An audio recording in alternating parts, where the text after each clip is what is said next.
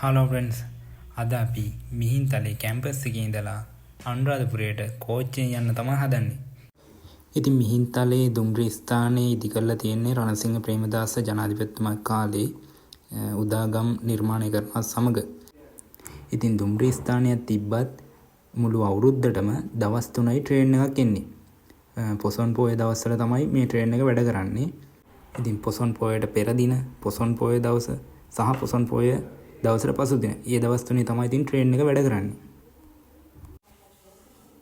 ඔන්න ඉතින් අපි ට්‍රේන් එකේ ටිකට් එක ගන්න යන්නේ.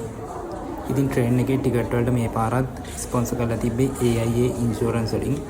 ඉතින් thank you AIA ඉන්ෂුරන්ස් බැතිමතුන්ට මේ සපයලා දෙන ප්‍රවාහන පහසුකමට.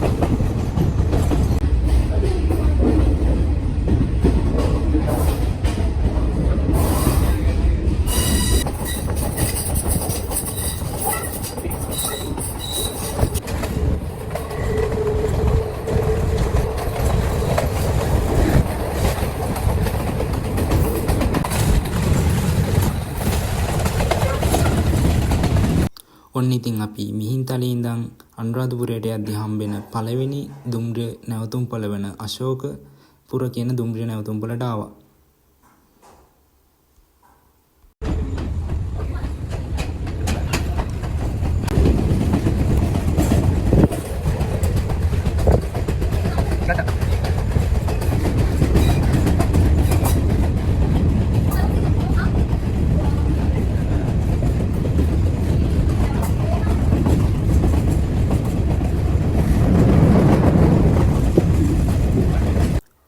ඔන්න ඉතින් අපිට හම්බෙන ඊළඟ නැවතුම්පොළ තමයි සමගිපුර.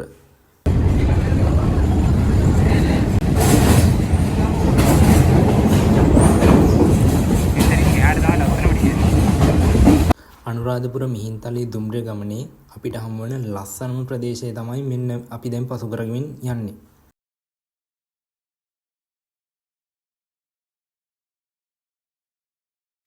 සමගිපුර ස්ටේෂන් එකෙන් පස්සේ අපිට හම්බ වෙන ස්ටේෂන් එක තමයි මිහින්තලේ හන්දිය කියන ස්ටේෂන් එක. ඉතින් අපි දැන් ඒක පසු කරමින් තමයි යන්නේ. ඉතින් මෙතනදී උතුරු දුම්රිය මාර්ගයත් අනුරාධපුර මිහින්තලේ දුම්රිය මාර්ගයත් එකිනෙකට මුණ ගැහෙනවා. ඉතින් දැන් අපි උතුරු දුම්රිය මාර්ගයත් එක්ක සමාන්තරව අනුරාධපුර ස්ටේෂන් එකට යන ගමන් තමයි ඉන්නේ.